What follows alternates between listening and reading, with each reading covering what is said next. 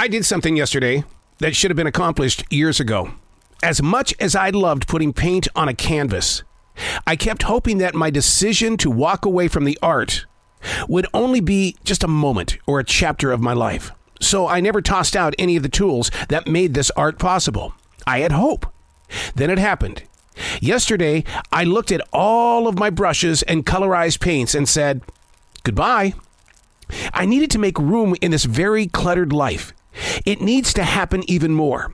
In everything that I am and everything that I have been, there's still way too much of my used to be life that's just sitting around doing absolutely nothing.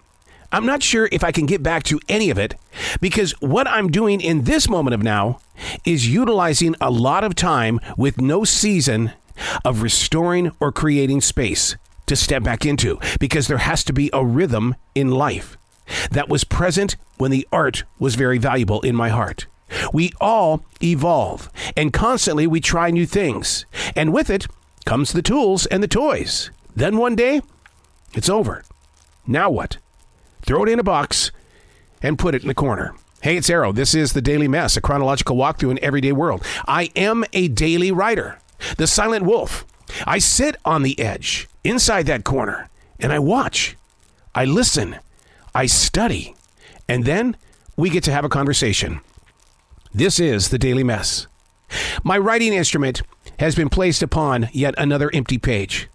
So often I feel like I'm adding unneeded graffiti to a wall so giving. Who am I to think I've got the right thing to dump onto a page? I've written about this so much, about the relationship of the daily writers with his or her books. There are so many different levels of receiving. From the sun warming the seed that becomes a tree that sacrifices its life to give a canvas to a daily writer. The page, the thoughts, the expressions that reach beyond just being a reader, but rather you, the listener of a podcast. So much goes into the art of life, and being a writer is so small in the process of delivering what might be another person's answer. Traveling through so much clutter to take the shape of a moment. And for me, it starts with being grateful for the warm sun and the seed that's sitting on the forest floor. We've all got to unite in ways that bring peace without judgment. Only love, which is powerful. Only love. That's all we need to bring to our daily gifts. Only love. When you see somebody who is challenging you, show them the love. That's all we have to do. It's just only love the moment.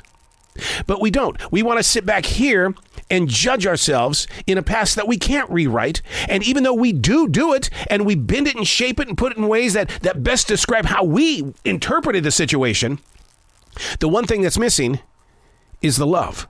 The love of how we became what we became. A seed becomes a tree. The tree becomes paper. I write on the paper. I share the thought. Only love is what I want to share. Only love. And maybe we need to do that during those moments where we're starting to question ourselves and we start to get angry with ourselves. Just sit there and whisper, only love, only love. Because it does change your perspective on how you are walking and growing forward. Only love. I'm Arrow, and that's The Daily Mess.